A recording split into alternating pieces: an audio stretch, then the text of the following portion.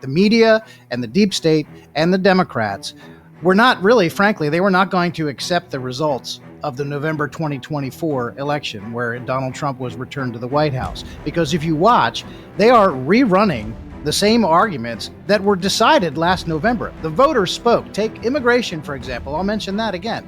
The voters of America, the United States of America, they told everyone, we agree with Trump on illegal immigration. We want him to fix the border and stop the flood of illegal aliens into this country. And so Trump has set about doing just exactly that. And what's happening? The Democrats and the media and the deep state are fighting tooth and nail for every single illegal alien who is being deported. Every single one. This question has been decided. They just haven't gotten the message. Donald Trump is doing exactly what he was sent to Washington again to do. And the deep state, the media, and the Democrats don't like it. All right, guys, we have made it through the work week. We're there. Although for me, it's just now more work over the weekend.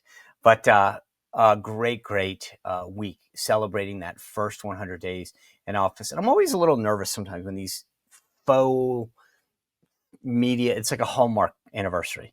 Like, what's the difference between 100 days and 150 or whatever? But anyway, I think the Trump team did a really great job of rolling out the accomplishments and the promises made and the promises kept that the president did. Anyway, a great conversation coming your way. So first, Byron Donalds is going to come up. He's the congressman, as you know, from Florida, huge Trump supporter. He's actually announced he's running for governor of Florida, and Trump has endorsed him. I sat down with him at the White House, and I asked him about what he thought the differences were in Trump 1 and Trump 2. Now, one of the things that I have talked about, you guys heard me all the time, is talking about people. And it's not just the people in the White House and the cabinet, but we didn't have the most, how shall I put this, supportive Republican Congress on trying to get the president's agenda passed. And so the difference to me isn't just the people that are immediately surrounding the president, but also the congressional team as well. And so I want to talk to him about that. And then obviously how Thune and Johnson are working with them, who some of the top people are that are spokespeople and how they should utilize them, aside from a guy like Byron Donalds. And then obviously the reconciliation bill. This is the one big, beautiful bill. What is that? How is it going to happen? How is it going to get through? Where are we on spending? Because I think for those of us on the conservative side that have thought the government was way too big and inefficient, like I just, these guys have got to be together as a team. Okay. And then I'm going to have a conversation with Tim Murtaugh. You know him, my buddy, from the 2024 campaign. He served with me in the first Trump campaign, and really kind of going with him some of the what this week is all about, what they have done, how they've been messaging, the headwinds they face in the media. So a lot to get to with the two of them. Before I get to that, there's one guy aside from Donald Trump. He's not celebrating his 100 days, but he's been there for a while. You know who I'm talking about, my buddy Leo Grillo.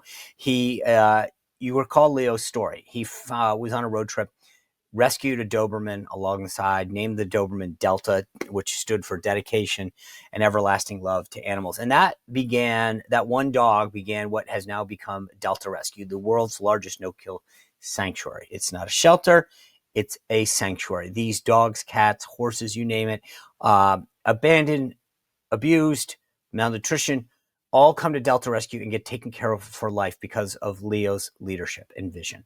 And it's amazing. If you go to deltarescue.org, you can watch the videos and see what I'm talking about.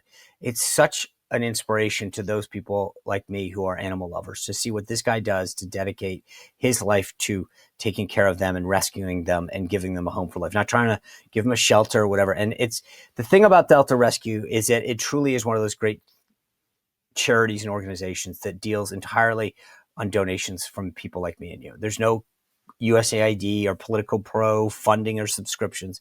But if you go to deltarescue.org, you could please consider a contribution like I have personally. I made a contribution to Leo. He's such a great guy. He's such a great mission.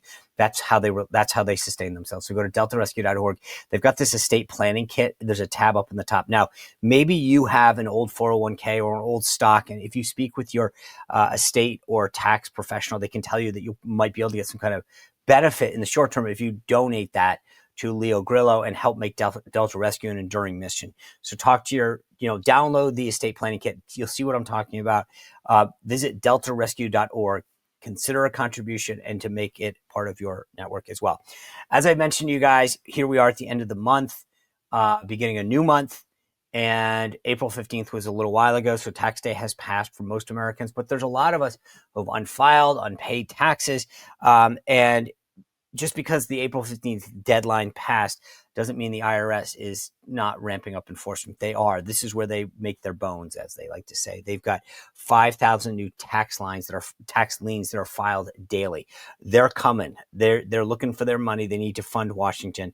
They've got all sorts of tools, seizures, bank levies, wage garnishment, and they have the power of the federal government behind them. This is not the time to kid around. I always say when the government comes knocking, whether it's DOJ or whatever, especially the IRS, be ready. Have someone in your corner. I think the best in the business are the folks at Tax Network USA. These guys have recovered over $1 billion for their clients. They know who to call, who not to call. They've got a preferred direct inside line to the IRS. So if you're getting letters or calls, call the folks at Tax Network USA. They will help you regain control. Your consultation is absolutely free, and it could stop the penalties and the letters and the calls and everything. So give them a call at 1-800-958-1000, or better yet, visit them online. Go to TN, as Tax Network, so tnusa.com/Sean Spicer, all one word. You may have missed the April 15th deadline, but you haven't run out of options. The folks at Tax Network USA will take care of you. That consultation is absolutely free. So go to tnusa.com/Sean Spicer. All right, I want to kick it off with this great conversation with Congressman Byron Donalds that I had at the White House with him. Take a listen. Congressman, good to see you. Thanks for joining us today. It's good to be with you. You know, it's funny. I think one of the things that's different about this term than the first term are the people that President Trump has surrounded himself with. Not just the people that he brought in, but the people he kept away. But one of the other interesting dynamics is the role of Congress in the House. You guys are much more supportive on the team than I remember the House of Representatives being. Like what in your, and I know you weren't there, but when you look at it now, why has that changed so much? Well, I think that primarily it's because back in 2016, there were a lot of Republicans at the time who, they weren't sure what to make of Donald Trump. They didn't think he was going to win. Let's go back in time. They didn't think he was going to win in 2016. Donald Trump won. And so you come into Washington as really the new kid on the block, and then you have a lot of just interests that been in this town a long time. Fast forward to 2024, very different party. The party is now centered around Donald Trump. People who want to come work in this administration, he's had an opportunity to think about it, know who's in, who's out when it comes to the agenda. And on Capitol Hill, the members know that standing with President Trump and his agenda is what our voters want back home. Very different party than where it was back in 2016. I would argue it's a more focused party than it was in 2016. And so whether you're a first-termer member of Congress or you're a cabinet secretary in this administration, everybody's on board to accomplish the same mission, which is putting the country first, making sure that the American people are at the head of the line as opposed to special interests or corporations or anything else. I've been, as sort of a fiscal conservative, I've been really proud of the DOJ effort, right? Yeah. It's not without some mistakes here and there and some sloppiness, but we've heard for decades about efficiencies needed in the federal government, and they're finally tackling it. Yeah. But I hear once in a while somebody say, yeah, well, we'll see what Congress does. Is Congress going to codify a lot of these cuts? I mean, is the will there? Oh, I think the will is there. The question around that is going to be Senate Democrats. Are they going to stand in the way when our appropriation bills move to the Senate? Some of this stuff is definitely discretionary spending, which can't go through reconciliation. I know I'm being real nerdy. No, but this is what people want to know, right? The discretionary. By the way, this is your background too, right? Yeah, sure. I mean, you know this better than most members in terms of the background that you come at this from, just the financial world. But I mean, in mandatory spending and budget reconciliation, we can actually encapsulate a lot of this stuff. Right. Some of the stuff is already kind of moving around Capitol Hill right now about, well, we can grab this, we can grab that and get that out of there. At the end of the day, the reason why the DOJ effort is more successful in identifying places to cut, even though, sometimes it's, been all over the place, is because the way Washington usually does this is there's some blue ribbon commission that goes into a back room. They study things for 2 years. And then by the time they come out with their report, the politics has already moved on to something else. Yeah. and it never gets done. But I think it's something like, and again, it's a pet issue for me, but look, why there shouldn't be any disagreement about something like NPR or PBS. Yeah. Like, why is this like, so is this the year that you see some of these things come to fruition? Like, I believe so. Yeah, I believe so. And it's funny because I feel like sometimes I'll have members on the show or I'll talk to them, they'll say, yeah, but then some other member, like we're in the majority, there's no excuse now, right? I mean, like if it gets through the appropriations process, Right. someone on the Republican Party side let that happen. Right. So this is why I think at some point there are members that will talk the talk, but do you find that there are some members that for a lot of maybe personal reasons, sometimes donor reasons, whatever, that they quietly are like, hey, keep that in? Yeah, I think we have situations that let's take the IRA and the Green New Deal tax credit schemes that Joe Biden brought in. No Republican voted for them, but now we have some Republicans who are advocating for it, Right. because of what it might mean to their state or to their district or whatever the case, or to some interest. But at the end of the day, we can't afford that kind of stuff. It's nice to have if you could do it, but we can't afford it, especially when there's other forms of energy in our country which are more efficient, more readily available, and actually provide baseload power. That's an example. But I think at the end of the day, this is where the president and the speaker and Leader Thune are going to come together and make sure that the best deal can get done. It may not be the most optimal deal for any one member of Congress, but it'll be the best deal that can get through both chambers, signed into law, and we could take a major leap forward in passing the president's agenda and then getting a focus onto the next things that have to occur. This reconciliation process and the tax cuts, what do you think is a realistic timeline? I say middle June, I think. Middle to the end of June, I think. And I know that there's, again, talking about geeking out, there are two sets of numbers for savings. The Senate's got much less than the House does. Yeah. If Byron Donalds gets to write this, what do you want to see the number be in terms of actual savings? $1.5 trillion. $1.5 trillion. I think if we cut $1.5 trillion, you can get rid of a lot of the waste, a lot of the gunk, some old Biden stuff that made no sense at all. Right. And while at the same time, people will not be thrown off the rolls of Medicaid. But why that you mentioned Medicaid. To me, why that the attacks, like the Democrats like to say it, Republicans from one end of the spectrum to the other all agree that Medicaid's not getting cut. Yeah. Okay. So what do we need? But we are going to cut like the crap, like waste, fraud, people who are on the rolls illegally. Right. That stuff's gone. And that's not cutting, right? If you look through any budget and there's waste in it, no one would say, oh, you're cutting the waste. Do Republicans need to do a better job as we head towards that timeline of messaging on this? Yeah, I do. I think so. And I think, look, on Capitol Hill, God bless everybody. But this is the time where you send out your 10 best horses to go get the job done. You know what I mean? Like give me the 10 best horses. Oh, on Capitol Hill? Yeah. Oh, Ted, Mike Lee, Beth Van Dyne out of Texas. Yeah. She's excellent, really, really good. Myself, Mace, Jim Jordan, Corey Mills out of Florida is actually better than people realize. He's really good at this. He's really, but you got to get the people who can take a message and go run with it. And I think that's what we got to do. Last thing for you. Donald Trump celebrating 100 days in office. There's a long list. I get it. But what are the three things that Byron Donalds sits back and says, hey, I'm so excited that these three things got done in the first 100 days? The borders are closed. Yep. We're sending illegal criminal aliens out of the country. And we were able to get most of the hostages, but not all, out of Gaza. That's awesome. Thanks for spending time with us today. Good luck in your run. Thanks, man. All right, folks. Great conversation with Byron Donalds. Now I want to bring you our old friend of the show, friend of mine, was on the Trump 2020 team, 2024 team, served in the first administration with me as Director of Communications at the Department of Agriculture, our good buddy, Tim Murtaugh. Tim, good to see you. Thanks for joining us today.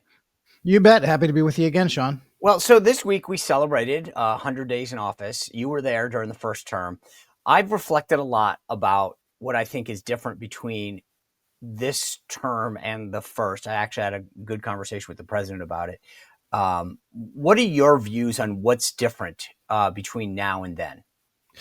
I think really the recognition that there are going to be obstacles and opponents, within the very bureaucracy of the federal government. I think the first time through. That was expected, of course, but I think when faced with the entrenched bureaucracy that is in all of these different federal agencies spread across millions of federal employees, I think maybe the really the depth of, and that's what I think of when I think of the deep state. Frankly, when people talk about the deep state, I think about the bureaucracy that exists across all presidents. You know, the federal government, people who work in these bureaucracies, they believe that they are eternal and that presidents come and go and they don't have to pay attention really to what the president says, especially if it's one they don't agree with politically. They can just forge ahead doing what they want to do, not what the administration that was elected by the people wants to do, but what the federal bureaucracy wants to do. And I think the second time through, they were much better prepared for facing that onslaught of opposition that they knew they were going to get from the federal bureaucracy.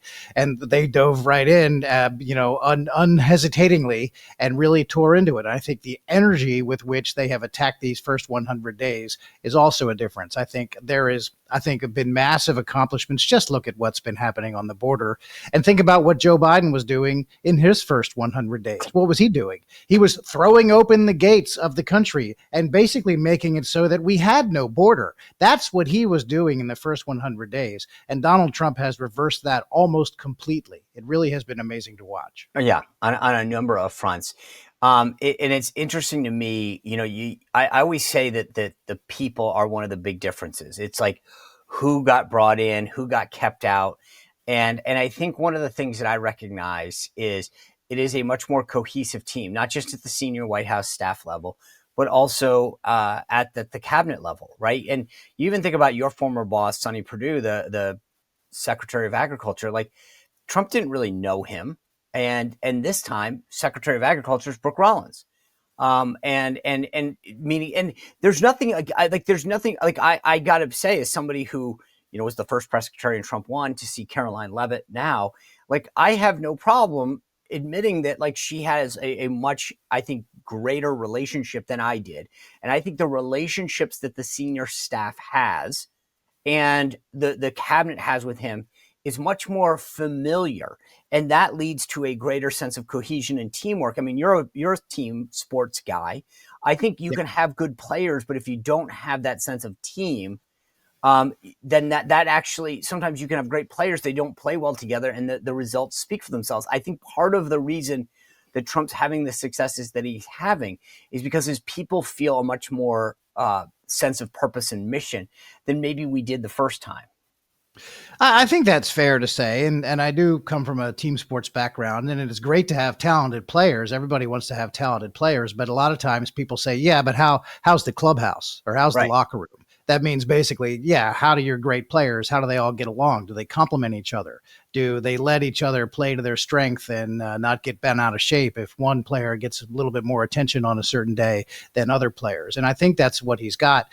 And I do want to say, Brooke Rollins is a great pick for agriculture secretary, and she's doing a great job. But Sonny Perdue was really, I mean, he was the Secretary of Agriculture from Central Casting. I mean, it was really great to work for him. And I think Brooke Rollins is doing a fantastic job. And I think that Caroline Leavitt is another one who's doing great. And I worked with her on the campaign. And I think it really does all, of course, it all starts with the president, but closest to him, Susie Wiles as chief of staff was just a masterful pick. I saw her in action. For 4 months, I moved down to West Palm Beach at the end of the campaign. And Susie really is the glue that holds everything together. She gives the president the straight, honest truth about what's happening, what she thinks politically. I think really she leads. It's very calm. It's very steady. It's very grown-up leadership in the White House. And I think she's doing a masterful job. And I think it all starts from there.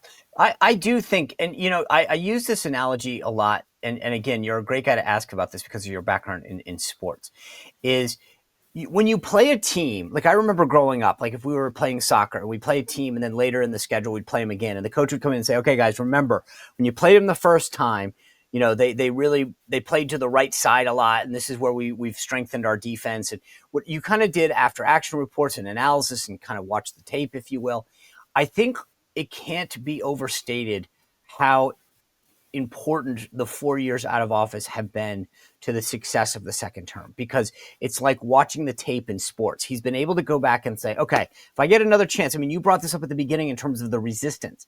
How do I tackle the deep state? Well, I know they're going to try to do this. I'll go this way around them. I think that part of the thing about Doge is that the deep state has been dismantled because for a long time they felt empowered to attack him. And one of the things that they've done through Doge is put these guys back on their heels, Tim, and be like, hey, better be careful because he's going to take, like, they came in every term, not just Trump, every president saying, beating their chest, we are the deep state. We will beat you back. But I think that what Doge has done to them is it's almost like taking it's a preemptive strike where they're like, guys, you want to come at us? We'll come right back at you and we will take you guys out. Yeah, and I think that's right. I think they experienced what it was the first time, and the second time they just said, "Okay, we're ready for you guys, and we're just going to steamroll through, and we're going to come at you with such force and such determination, and they're not going to be deterred." You know, when anonymous federal employees go running to the Washington Post and complain about this or that, the administration, yes, it's an annoyance, and you don't want stories like that written in the Washington Post. But at the end of the day, they don't care because they're there. They already look. I see what the media is doing. They also knew what the media was going to do. And of course, they're doing it. The media and the deep state and the Democrats were not really, frankly, they were not going to accept the results of the November 2024 election where Donald Trump was returned to the White House. Because if you watch, they are rerunning the same arguments that were decided last November. The voters spoke. Take immigration, for example. I'll mention that again. The voters of America, the United States of America, they told everyone, we agree with Trump on illegal immigration. We want him to fix the border and stop the flood of illegal aliens into this country. And so Trump has set about doing just exactly that. And what's happening? The Democrats and the media and the deep state are fighting tooth and nail for every single illegal alien who is being deported. Every single one. This question has been decided. They just haven't gotten the message. Donald Trump is doing exactly what he was sent to Washington again to do. And the deep state, the media, and the Democrats don't like it. But again, to quote the great Barack Obama, elections have consequences. And Trump won. Yeah. You mentioned Sonny Perdue, your former boss there, the Secretary of Agriculture in Brooke Rollins. It's interesting to me. I spoke to a group of pork producers several weeks ago now. We were talking about the tariffs. And they were like, hey, we're willing to be with the president because in the long term, if he can get some of these deals together, it's going to benefit us.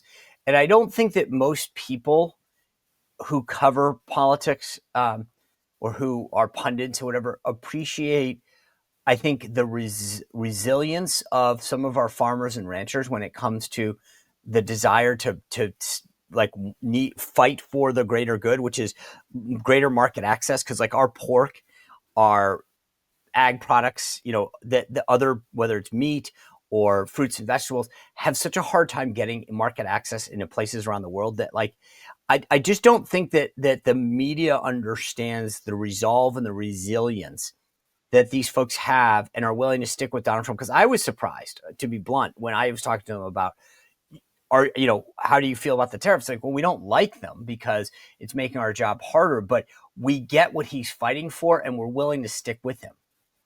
Yeah, and we saw that the first time in the first administration. And you can go from coast to coast, from northeast to southwest and northwest to southeast. You are not going to find, as a group, a greater group of patriotic Americans than you find among the people who work in agriculture and American farmers. You're just not going to do it. They are freedom-loving, God-fearing, God bless America type patriots. They absolutely love America, and they're in it for the long game. They understand what's good to fight for, where the results may not be seen for months or years. We know that. And regarding the media, I know the media is always shocked when rural America stands with President Trump, and it always amuses me when the New York Times or someone like that, very close to an election, will parachute a reporter into Iowa or someplace and go out and interview farmers and come back. It's like an anthropological experiment from the New York Times. Every time they send somebody out on some sort of safari to the wilds of Iowa or Oklahoma or someplace like that, and then they report back to the Ivy League people like, you won't believe this, but the farmers are still with him. It's unbelievable to watch. It's so great. They found themselves by going out and doing that. And they don't even know it. They think by going to the Iowa State Fair that's Right. checking the Oh, box. yeah. Yeah. We saw a sculpture made of butter. That's Right. like the report. I mean, come on, guys. Well, it's Every funny. once in a while. After the 2016 election, I've told this story before, but we were sitting. Another campaign staffer and I went and met with some of the folks at NBC News in Manhattan, and they said to us, we missed it. We didn't fully appreciate or recognize these so-called Trump voters that live, in their words, not mine, flyover country. And they were like, That's so how they see it. their answer was, we're going to have pop-up bureaus. They said, we just need more people, because the idea is that, like, again, they treated people like they were farm animals. They were like, oh, well, we'll go out and pet them and we'll visit with them, and then we'll come back to New York.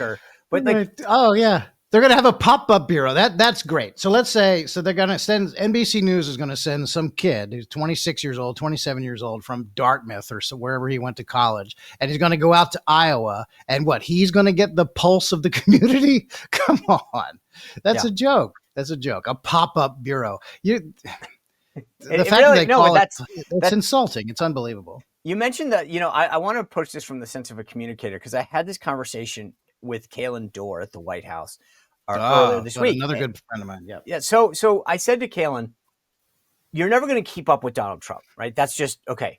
But when the 100th day anniversary came up, Kalen sent me this document ahead of it, and it was 23 pages of all the promises made, promises kept of Donald Trump. Mm-hmm.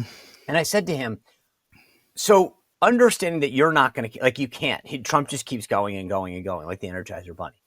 But I said, when I got this document that you sent me, Kalen, I started to page through it, and I was like, wow, I forgot that. I forgot he did that. I forgot he followed up on that. And so I was trying to figure out what's the way as a communicator that I said, do you guys feel like sometimes things are left on the cutting room floor? Like, he does all this stuff, and you realize, gosh, we never got credit, if you will, or acknowledgement, or sold, however you want to frame it. So many of these things that he's done to fulfill the promises to the voters that he made to them. And I'm sort of like, one of Kalen's answers was sort of, we need to come back to some degree. Like, in other words, hey, we'll have to figure out how to re-amplify some of these things, because there just wasn't time in the day. And I thought, well, it is an interesting challenge as a communicator.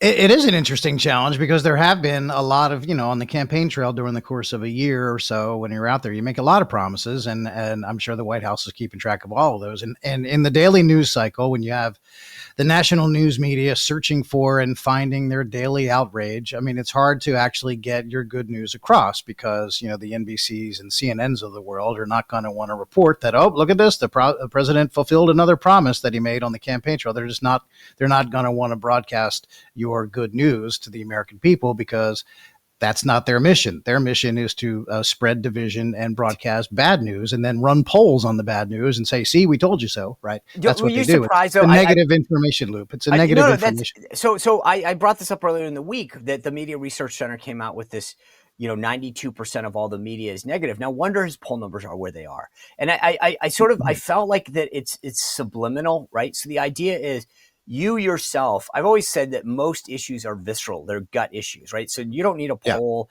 to tell you the economy is going well or not.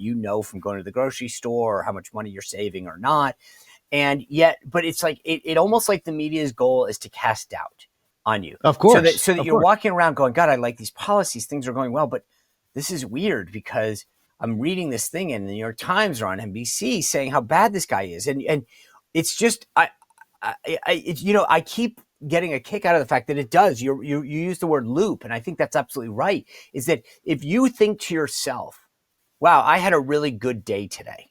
I did all this good stuff. And then your wife says, Tim, what a horrible day you had today. I mean, but in all seriousness, but that's what the media does to Trump, is that to the American people, that you start to cast doubt, because you're like, wow, I actually thought that policy was good. And I thought that what he was doing here was good, but wow, they're telling me he's such a bad guy. And it's this loop of trying to make you dislike what you think you actually like.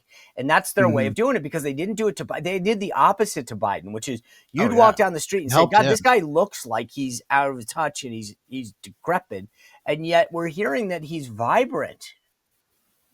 Yeah, it is exactly the opposite of what they did for Biden. And they've been doing it for Trump for a solid decade now. It was 2015 when he came down that escalator. And every single day since that day in 2015, 10 years ago, the media has gotten out of bed deciding, all right, what's the message today about how awful Donald Trump is? And that's what the Democrats have said. Every single morning for the last 10 years, their mission has been to tell people that Donald Trump is an evil person and anyone who supports him is also evil. And you should be ashamed to ever even think about voting for the guy. That's Right. what they have been doing for a solid decade. And what was the result of that, Sean? He was reelected in a convincing fashion, winning all 7 battleground states with a stronger mandate than he got the first time he was elected president. It has to be viewed in the scope of world history as the greatest failure of political communications that mankind has ever seen. Seriously, I'm not exaggerating. No, I know, because it's 10 like years of negative messaging against the guy, and the result was he won bigger than the time before. They failed. And they don't know that they failed, or they haven't given up the chase yet because they're still doing it. These things that you're talking about, reporting negative news relentlessly, 92% negative news. They tried to do that when they were trying to prevent him from being elected the first time, the second time, and the third time. And they're still at it, Sean. That's why they put up, speaking of Kalen Dorr, I think this was his baby at the White House, the signs, the mugshot of 100 different violent criminal, illegal aliens who have been deported, putting their mugshots around the White House lawn so that they appear in the background of live shots that the network news people are doing. It's unavoidable to do it. You know, MSNBC showed videotape and they actually fuzzed out the mugshots. No. It gets better. All right, we jumped the shark. Oh my here because God. I wanted to talk about some other stuff, but let's get into the media now. I was going to wait and bring this up, but I think this is perfect because I talked about how negative. Me up. But it's not just them. I want to show you this clip of CNN and how they handled it. Very similar. Take a listen. Watch. This is Jake Tapper and how they handled, that scene walking into the White House where all of those mug shots were up of the individuals who they are deporting and all of the crimes that they are alleged to have committed. Take a look at how CNN handled this. The Trump administration is approaching its first 100-day mark with a full court press on the issue of illegal immigration, and they really don't want you to miss it. So they subtly and tastefully deck the White House North Lawn with dozens of yard signs featuring photos of people that the Trump administration claims are in the country illegally, each poster saying arrested and listing the alleged offensive with which they have been charged. CNN's working to confirm the identities and if there are actual allegations against these people. Until then, we are blurring their identities. Blurring their identities. They blurred out all the photos. By the way, you mentioned everything, but everywhere else had them. And the beautiful thing about this thing was, I showed the video earlier this week from my visit there, is that, that those were juxtaposed to where the media does all their live shots. So they couldn't miss it. But they are so they jumped the gun on everything else. But you heard Jake Tapper's language there. Alleged, allegations in this country illegal, alleged crimes. And he says dozens, trying to minimize it. There was 101, I think Kalen said, that they had streamed. You couldn't miss it, but they can't. It's a reflexive thing to say, okay, he says bad guy, we have to say good. It's like a Maryland man. He's a Maryland fan. The Maryland man. But the thing that's so fascinating is that it's reflexive. If you're for it, we're against it. And I'm surprised, to your point, at some point, just on a business level, they've not only credibility-wise cratered, but if you're running CNN or whatever, and you goes, guys, we're ratings just because if you can't make the millions that Jake Tapper makes, if the advertisers stop advertising, the advertisers stop paying or advertising when the numbers go down. And so at some point, it's actually a business decision that you need to look at.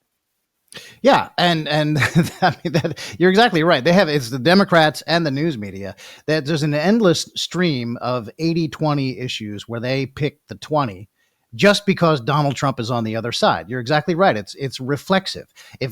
This sounds like an old worn out analogy, but if Donald Trump said the sky was blue, the Democrats and the media would oppose him on it, simply because it is he who said it. It reminds me of the debate that Trump had with Kamala Harris back in 2024 in Philadelphia. I was there for that debate, of course.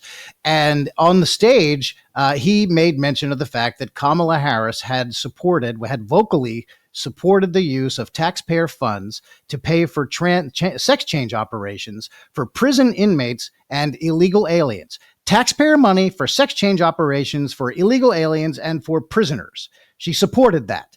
Time magazine ran a fact check on it immediately after the debate. They published a fact check on it that said false. You know why? Because it sounded so crazy, and because Donald Trump had said it, it couldn't possibly be true. So they just rated it false without checking. Now, of course, there's a number of places where she was on the record having said that, including on videotape. It's irrefutable that she believed those things, and Time Magazine had to later issue a correction. But they actually fact-checked the guy because what he said didn't sound believable, so they just assumed it wasn't true because they couldn't possibly believe the crazy stuff about Kamala Harris or any other Democrat. It must be Trump making it up. And they didn't even check. This is Time Magazine. And so that's what you have over and over and over again. Donald Trump says something, we must oppose it regardless of how much sense it makes. So it's funny. You bring up how silly this stuff is. And so I posted this thing the other day. I was down at the White House. Caroline Leavitt and her team, including Kaylin, were unbelievably gracious, invited me into this media row. And then I went down to this exclusive first time briefing she had, right? So I post a picture on my X account and I wrote this. Absolutely amazing how PressSec has expanded access to the White House. Tomorrow we commemorate POTUS, real Donald Trump, 100 days of his second term, and everything that has been done to fulfill the promises he made to the American people. But it's also worth noting how great Caroline Leavitt has done in the job and what she has accomplished. Okay. That's, yeah. That's frankly, it's opinion. That's my, okay. Paul Farhi, who was the media guy at the Washington Post, he has apparently taken a buyout, no longer there, but this is his long time. He fact checks me on that tweet.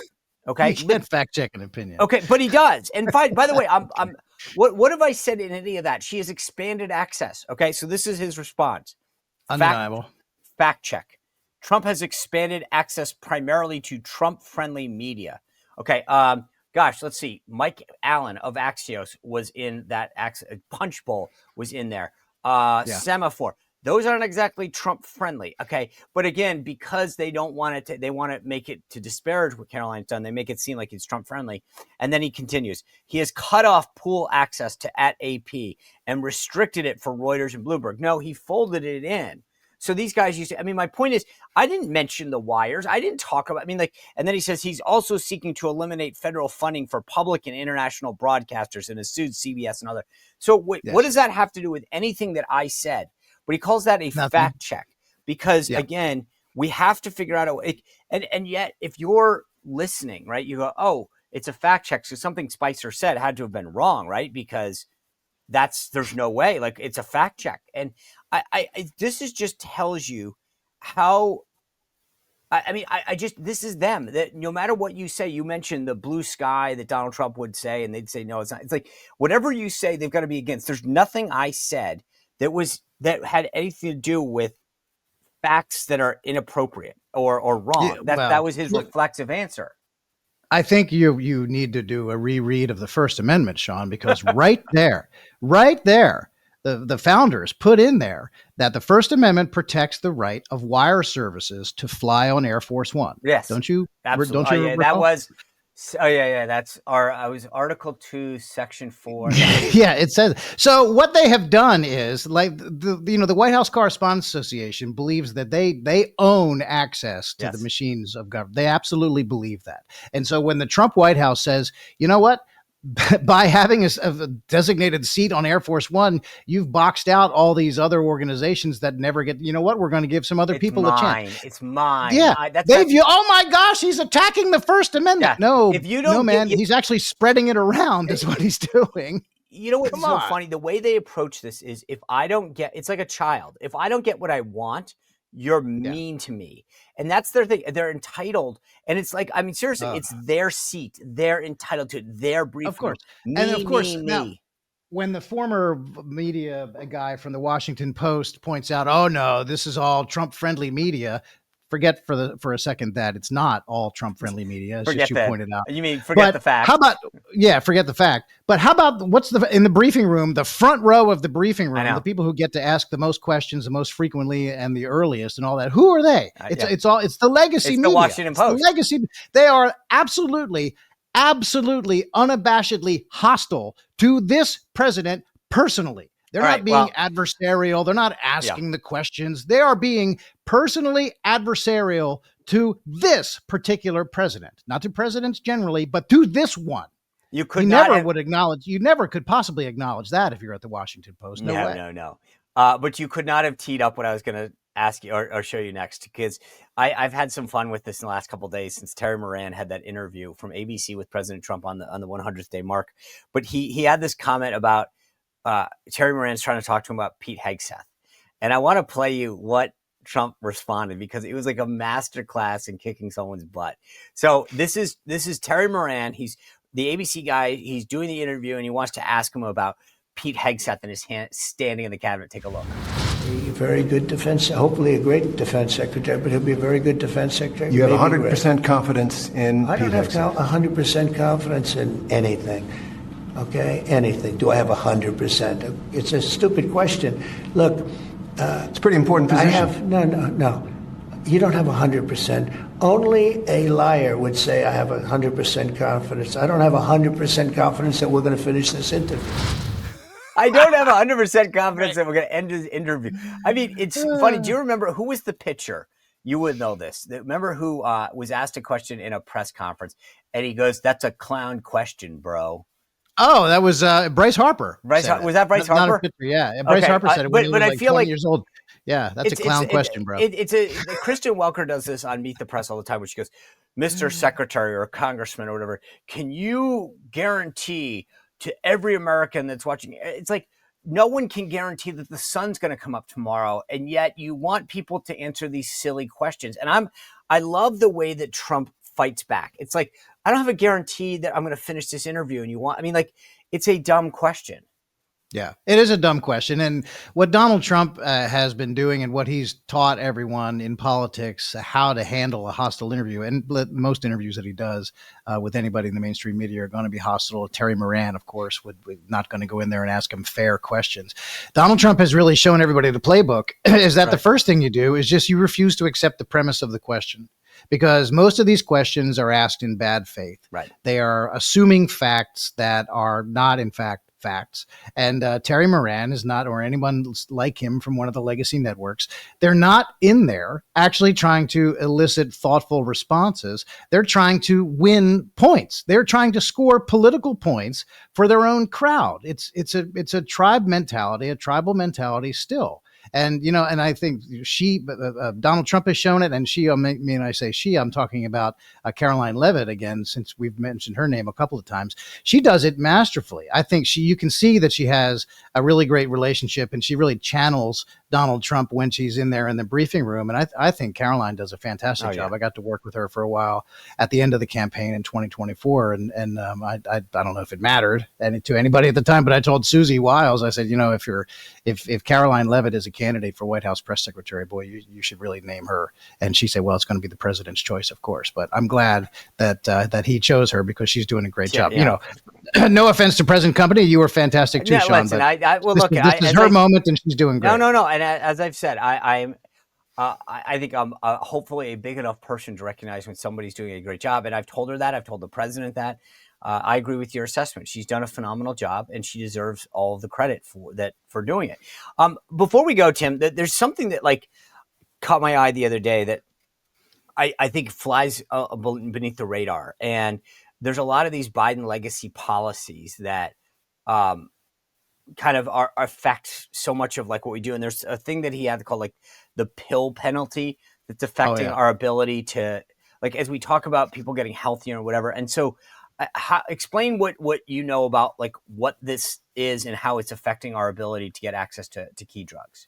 Yeah, the Biden pill penalty, it was something inserted into the poorly named Inflation Reduction Act back in 2021. And Biden was warned by just about everybody that this was going to happen.